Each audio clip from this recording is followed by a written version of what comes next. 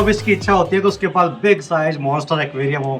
लेकिन monster aquarium बनाना रखना इतना आसान भी नहीं है, क्योंकि उसमें बहुत सारी चीज़ें फिल्ट्रेशन का बड़ा पंगा रहता है बॉस। बट आज आपके सारे प्रॉब्लम हम दूर करने वाले हैं। आपको एक मॉन्स्टर एक्वेरियम अभी मैं दिखाता हूँ, उसका फिल्ट्रेशन सिस्टम आप देखेंगे ना, तो आपके सारे एक्स वाई जेड जितने भी सवाल हैं सब आंसर उनका आपको मिल जाएगा आज।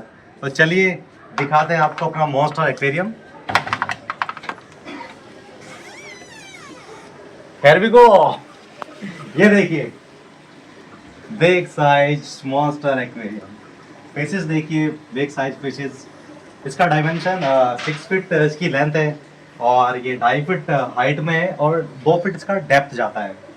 और फिशेस को देखिए एकदम फर्स्ट क्लास क्वालिटी फिशेस से एंजॉय कर रही है। इसमें रेड पैरट, वेजा, बटर कफरी, और ये रेड टेक्सस है जो अभी देखिए पैटर्न इसका प्रॉपर आ गया। कलर थोड़ा सा अभी इसका फेड है, बट फेडेड वाला है।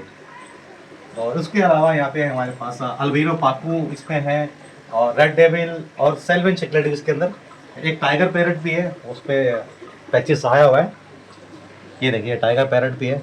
एक बार आप ध्यान से देखिए फिशेस, और इसमें आपको देखने में काफ़ी कुछ सीखने को मिलेगा, देखने को मिलेगा। और मेन पॉइंट क्या है, बड़ा एक्वेरियम हम लोग बना लेते हैं, बट उसके बाद सबसे बड़ी समस्या आती है फिल्ट्रेशन को लेकर, कि इतना सारा जो पानी है इसको फिल्टर कैसे करें ताकि फिशेस को कोई प्रॉब्लम ना आए, फिशेस अच्छे से रहें और वो ग्रो करें। ग्रो कब करेंगी, हेल्दी कब रहेंगी, जब पानी साफ होगा। अगर पानी साफ नहीं है तो फिशेस ना तो हेल्दी रहेंगी ना ग्रो करेंगी, तो कहीं ना कहीं प्रॉब्लम्स आती है, बीमारियां आती हैं अगर पानी साफ नहीं रहता। इसलिए मैं हमेशा कहता हूँ कि जब भी आप बिग एक्वेरियम के बारे में आइडिया करते हैं तो फिल्ट्रेशन को मेन ध्यान में रख के ही चलिए। यानी कि आपने जो इन्वेस्ट करना है, लोग क्या करते हैं कि डेकोरेशन पे इन्वेस्ट कर लेते हैं, और बहुत सारे मतलब डेकोरेशन आइटम लगा देते हैं, बट फिल्ट्रेशन वीक रह जाता है। मेरा ये मानना है कि मेन क्या, फिल्ट्रेशन स्ट्रॉन्ग रहना चाहिए आपका। फिशेस हेल्दी जब रहेंगे जब आपका फिल्ट्रेशन स्ट्रॉन्ग रहेगा। फिल्ट्रेशन, और सेकंड चीज़ फूड। फूड आप क्वालिटी फूड डालिए, लिमिटेड डालिए, ये नहीं कि बहुत भर भर का डाल रहे हैं, नहीं। क्वालिटी फूड लिमिटेड डालिए, अच्छा डालिए, लेकिन ताकि फिशेस हेल्दी रहे, ग्रोथ करें। जैसे ये फिश हेल्दी है, ग्रो कर रही है। अब आते हैं मेन पॉइंट पे, जिसको लेके मैंने आपसे कहा था कि फिल्ट्रेशन रहना चाहिए मेन। तो देखिए इसमें क्या, ये फिल्ट्रेशन सिस्टम आपको मैं समझाता हूँ इसका। अब फिल्ट्रेशन सिस्टम इसका किस तरह से है, देखिए यहाँ आते हैं शुरुआत में। यहाँ से ये इसका मेन पानी जाने का आउटलेट ये है, यहाँ से पानी बाहर जाता है। यानी देखिए ये पाइप है। अब ये क्या, यहाँ पे कोई मोटर नहीं लगा। आप सोच रहे हो कि पानी बाहर कैसे जाएगा बॉस, अब ये जाएगा कैसे। सीन क्या है, पानी का जो फोर्स है, यानी कि जब पानी धीरे धीरे ऊपर बढ़ता है तो पानी इस पाइप के अंदर भी बढ़ता है ऊपर।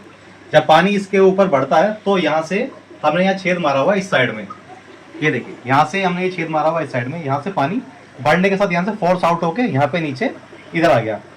अब नीचे यहाँ पे आने के बाद में इसके अंदर फिल्ट्रेशन है, हमने क्ले बॉल डाला हुआ है, और क्ले बॉल के साथ में इसमें सेरेमिक मीडिया डाला हुआ है।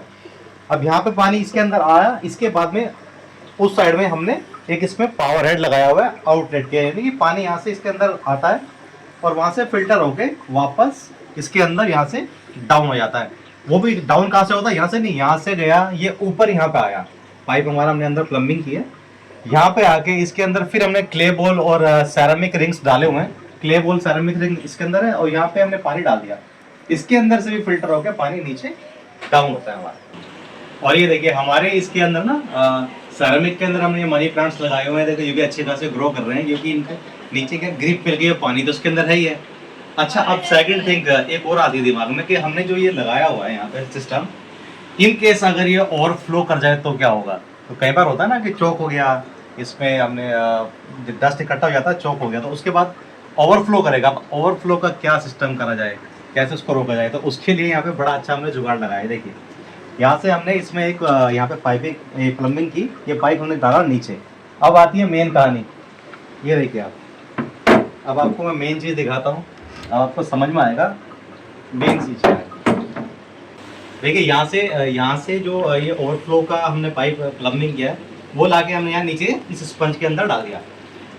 इनकेस अगर वहाँ से पानी ओवरफ्लो हुआ तो ओवरफ्लो के बाद में पानी यहाँ से यहाँ पे हमारा आ ही रहा है। असल में ये हमने अभी रेगुलर रखा भी है, यहाँ से अगर पानी ऊपर जा रहा है तो वो हमारे यहाँ नीचे आएगा। इसे हम कंट्रोल भी कर सकते हैं। कंट्रोल कैसे कर सकते हैं मैं दिखाऊंगा आपको ऊपर से। और यहाँ पे भी नीचे हमने फिर अपना क्ले बॉल डाले हुए हैं। क्ले बॉल के साथ में यहाँ पे स्पंज का एक लेयर दिया है, और एक रेक्टोन स्पंज आता है वाइट वाला, देखिए ये वाला हमने इसका एक पोर्शन डाला हुआ है ताकि पानी और अच्छे से क्लियर हो, फिल्टर हो। और यहाँ से भी फिर एक हमने हेड लगाया, और ये हेड यहाँ से ऊपर गया, वो भी इसी के अंदर आके डला, और यहाँ से फिर फिल्टर होके नीचे डाउन, यानी कि यहाँ से ऊपर गया, उसके बाद फिर डबल फिल्ट्रेशन। अब मेन चीज आपको बताता हूँ, आपको शायद यकीन आए ना आए, इस टैंक को बने हुए 2 साल से अबो हो गया, 2 ईयर अबो इस टैंक को हो गया बने हुए, जब हमने इसको बनाया था। और तब से लेके अब तक इसका जो ये फिल्ट्रेशन सिस्टम है, ये कभी भी प्रॉपर तरीके से हमने साफ नहीं किया, यानी कि बाहर जैसे हम निकाल के क्लीन करते हैं ना, कभी भी नहीं हुआ। 1-2 बार जरूरत पड़ी तो थोड़ा बहुत हमने स्पंज निकाल के सिर्फ बाल्टी में डिप करके वापस डाल दिया है, क्योंकि इतना बड़ा सिस्टम है और हमें जरूरत कभी नहीं पड़ी।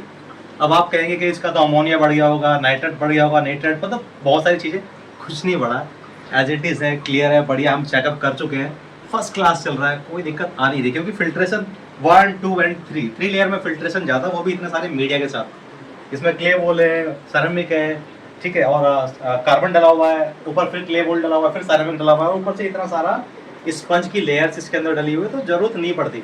इसमें आपको एक सिस्टम और दिखाता हूं जो हमने DIY किया।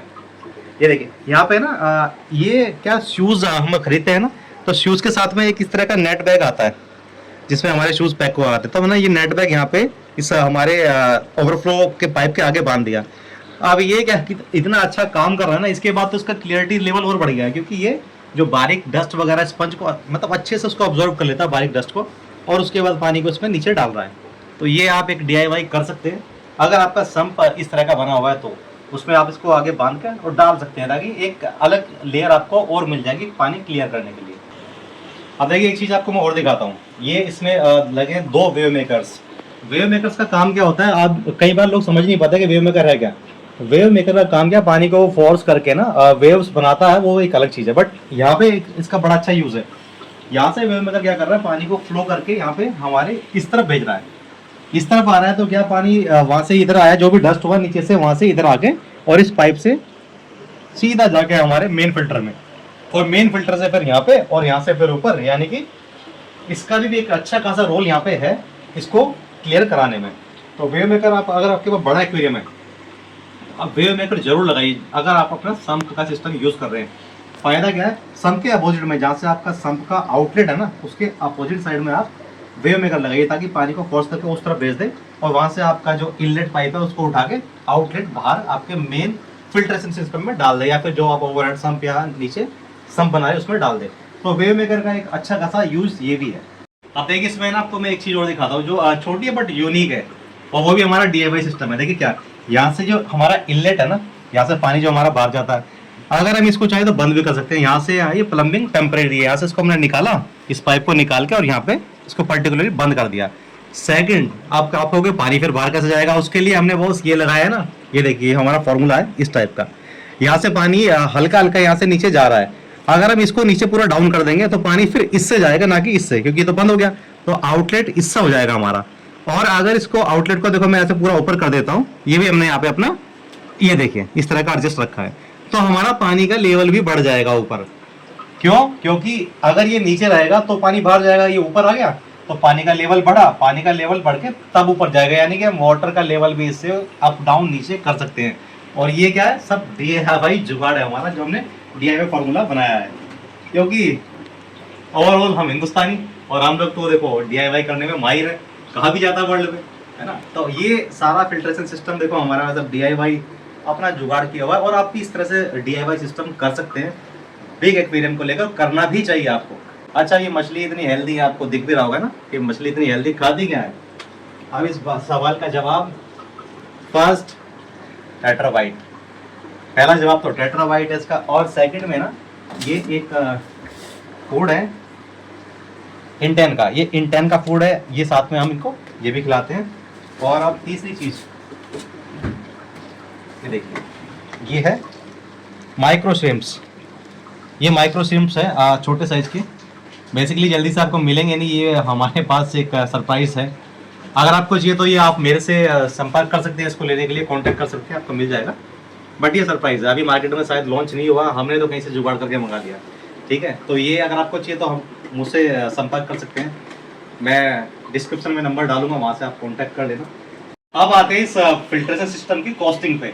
अब कॉस्टिंग के रेट सुन के आप हो जाओगे हैरान, है ना, क्योंकि देखो हमारा जो मेन चैम्बर है ना, ये वाला जो हमारा बॉक्स है, ये प्लास्टिक का ड्रम आता है, आप कहीं से भी इसको आराम से ले सकते हैं। कितनी कॉस्ट है, मात्र ये 250 रुपये मिल जाएगा आपको सर। 250 रुपये का आपने ये बॉक्स लिया, इसके साथ एक छोटा सा डब्बा प्लास्टिक का था, इसको भी हमने कट करके यहाँ पे लगा दिया। रही प्लम्बिंग की, ये तो नॉर्मली किसी भी प्लम्बिंग की दुकान पे आपको मिल जाएगा, कोई बहुत खर्चा नहीं। 300-400 रुपये की ये प्लम्बिंग हमारी कंप्लीट हो गई, ठीक है।